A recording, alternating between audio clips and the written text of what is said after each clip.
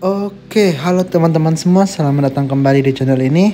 Nah, ini ada info penting untuk teman-teman semua, terutama untuk para pemegang Cardano. Tapi sebelum itu, disclaimer on, saya tidak ada mengajak teman-teman untuk berinvestasi ataupun untuk membeli koin ini akibat video ini muncul ya. Nah, jadi semua itu atas kesadaran teman-teman masing-masing. Di sini saya hanya ingin menyampaikan sebuah berita, informasi, analisa dari orang-orang ahli tentang Cardano di masa depan. Nah, yang pertama ini saya rekam dari Instagramnya Lagi Cuan. Nah, ini beritanya ada di Instagram ini gitu. Kalian juga boleh follow-nya ya. Nah, jadi teman-teman ahli fintech, Cardano akan sentuh 2,78 akhir tahun dan $58 di tahun 2030. Nah, $58 ini berapa sih gitu ya untuk tahun sekarang? Kita akan coba cek dulu teman-teman. Untuk di tahun saat ini dolar itu 14.388 ya. Nah, bayangin di tahun 2030 semoga saja ya kali ya dolar itu naik gitu. Nah, oke, kita coba hitung ya $38. Nah, teman-teman, di tahun 2030 sesuai informasi di sini gitu ya. Di tahun 2030 kemungkinan besar Cardano akan sampai di 500 lebih gitu ya. Nih, 546 ribuan ya. Nah, kalau sampai teman-teman, tapi kita juga boleh untuk nyicil gitu ya, tapi ya jangan langsung all in ntar kamu rugi, tapi coba cicil terus teman-teman, cicil terus sampai tahun 2030. Nah, kita lihat apakah Cardano Army akan berjaya di tahun 2030. Nah, untuk Cardano sekarang teman-teman harganya itu 12.600 ya. Dia sempat naik ke ATH-nya itu kalau tidak salah saya di 3 dolar. Nah, kurang lebih 40.000 kemarin ya paling tinggi, tidak salah saya teman-teman. Di situ saya sempat nyesal karena saya sudah pernah beli di harga belasan ribu, pas dia naik ke 40.000, saya nggak take profit teman-teman. Ya udah, itu ambil pelajaran gitu ya. Nah, dia sempat naik KTH-nya itu 40.000. Oke. Ini harga Cardano sekarang. Kalau kalian cicil, nah pada saat tahun 2030 nanti kalian boleh memanennya teman-teman. Investasi ini adalah investasi jangka panjang ya. Jadi bukan untuk sementara, bukan untuk waktu sesaat, tapi untuk jangka panjang. Kayak kamu nabung di bank gitu teman-teman. Nah, kamu nabungnya di koin gitu. Oke, kita lanjut lagi, kita baca teman-teman. Oke, kita perhatikan di sini.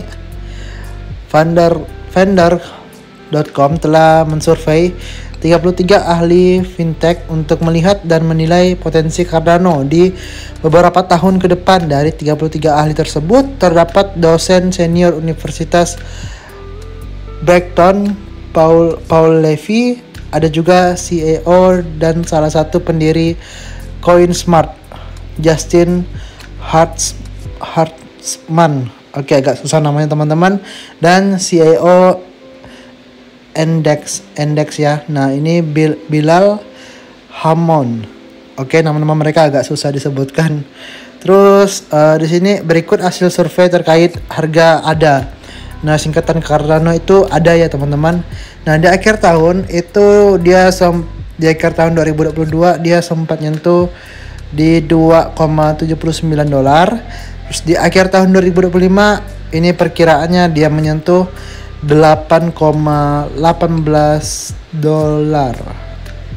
Ya, kurang lebih 8 dolar ya teman-teman. Nah, di tahun 2030 itu surveinya mencapai 58 dolar untuk satu koin Cardano teman-teman. Nah, melihat penurunan Cardano dari ATH pada September 2021 kemarin, para ahli juga memberikan pandangan yang berbeda. Nah, ini penurunan dari Cardano hanya merupakan volatilitas umum yang terjadi pada kripto. Dan yang ketiga, ini masih terlalu dini melihat dampak positif dari upgrade saya singkat saja ya, HF Alonso yang dilakukan oleh Cardano. Nah, yang ketiga itu penurunan Cardano terjadi karena kurangnya pangsa pasar dalam hal total value lock atau total nilai yang dikunci, teman-teman. Oke, apa sih yang membuat para ahli percaya dengan masa depan Cardano? Oke, sebelum para ahli percaya, tapi saya duluan ya teman-teman. Nah, saya percaya sama Cardano karena prospeknya bagus dan pemiliknya itu ya, foundernya itu nggak perlu diragukan lagi, teman-teman. Nah, oke, kita lanjut. Cardano telah melakukan hard fork Alonso pada September 2021. Hasil dari pembaruan tersebut menghadirkan kemampuan smart contract yang memungkinkan developer untuk membangun aplikasi terdesentralisasi, keuangan terdesentralisasi atau DeFi, non-fungible token, NFT, dan juga stablecoin pada jaringan Cardano. Nah, ini nih teman-teman. Mereka membangun aplikasi terdesentralisasi di smart contract Cardano ya. Nah, dan juga Justin Hartman,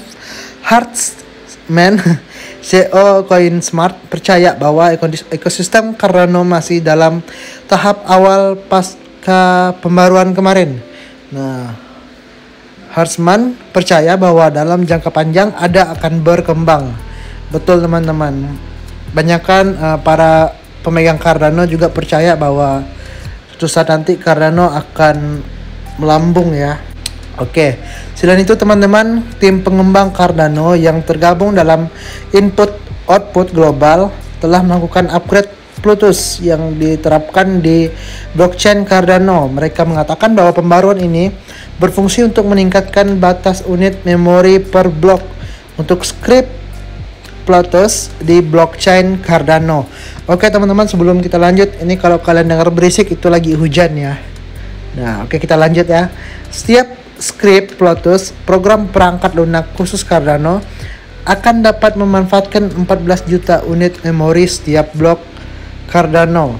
Dengan demikian, dengan total kapasitas CPU Cardano yang ditetapkan pada 56 juta unit memori per blok, ini akan mendukung 4 script Plutus yang berjalan secara bersamaan oleh kayaknya developer apapun. Oke, kita lanjut teman-teman. Nah, di sini holders masih optimis atau sudah cut loss.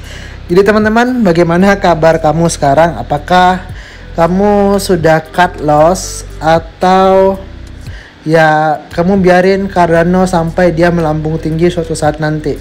Nah, buat teman-teman yang mungkin mau berinvestasi, ingat, perlu diperhatikan teman-teman, harus investasi menggunakan uang yang dingin ya.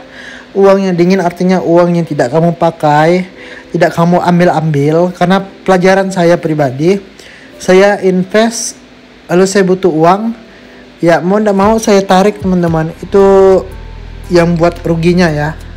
Jadi pelajaran juga untuk teman-teman dan juga untuk saya, kalau kita mau investasi, jangan pakai uang panas, yang artinya kayak oke, mungkin untuk seminggu ke depan tidak penting, tapi suatu saat nanti pasti penting gitu ya. Nah, itu jangan sampai teman-teman. Jadi usahakan sisihkan uang kamu, misalkan kamu berpendapatan penghasilan lah 500.000 atau 200.000, sisihkan setiap persenannya gitu ya, 10%-nya atau terserah kamu lah. Dalam mengelola keuangan itu tanggung jawab kamu sendiri gitu. Karena di kripto ini kita bukan menggunakan pihak ketiga, tapi melainkan kita sendiri yang mengontrol keuangan kita teman-teman. Oke, mungkin sekian video dari saya, semoga ini bisa bermanfaat untuk kalian. Jangan lupa klik subscribe dan sebarkan video ini, sebarkan info ini ya teman-teman. Dan juga jangan lupa untuk riset dulu, pelajari dulu, jangan FOMO. Oke, sekian dari saya. Saya Petra Nanda M. Sampai jumpa di video berikutnya. Bye bye.